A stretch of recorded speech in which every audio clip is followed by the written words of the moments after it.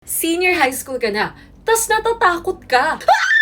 Oh, hindi. Hindi yung pang-horror na takot. Actually, normal lang naman makaramdam ng takot at kaba pag magsi-senior high. Chuk, chuk, chuk. Especially pag nababalitaan nyo, di ba, na mahirap daw ang senior high school. Well, given naman na yun. Mas lalong tinakot. Kaya naman ngayon is your lucky day kasi babawasan natin yung anxiety mo. Gagawin natin ang sayate mag-senior high. Hintayin niyo si number 3 kasi baka ito yung gusto niyong marinig na reassurance coming from your ate. Number 1 muna tayo. Ito, masaya to. May choice na kayo kung anong gusto niyong aralin. Ha? Yes, kasi kayo pipili ng strand nyo. Di ba nung LM, tas nung high school, wala kang choice. Aaralin mo lahat.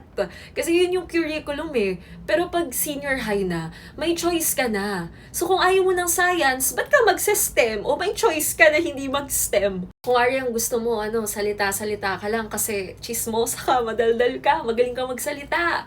Public speaking, mag-yums ka, 'di ba? So masaya 'yun, 'di ba? Of course, yung pipiliin mo yung interesado ka, 'di ba? Ba't ka naman pipili ng ayaw mo? Also, ang maganda pa dito yung mga electives kasi sa amin dati binigyan kami ng free will to choose electives also. Number 2, ma-expose kayo sa mga bagong experiences. Hindi na kasi junior high school ang senior high school at hindi rin naman siya college. So parang it's just a transition talaga.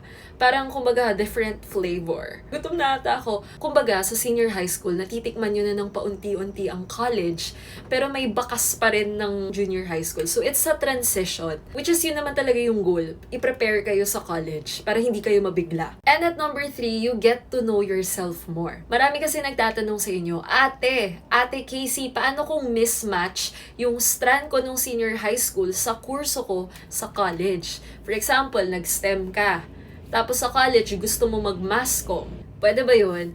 Pwede naman. Ganun yung ginawa ng friend ko. STEM siya, tapos nag-mass comm siya sa college. I think nakakatulong pa rin kung for example, STEM-related din yung kinuha mong kurso. Yung mga inaral na sa senior high, nagagamit pa rin sa college. Kaya kung gusto mo yung strand mo, habang nandun ka sa strand na yun, gusto mo pa rin. Tama yung napili mong pagpatuloy mo sa college. Pero kung alam mong, hindi ako para dito, mararamdaman mo yun na hindi ka masaya.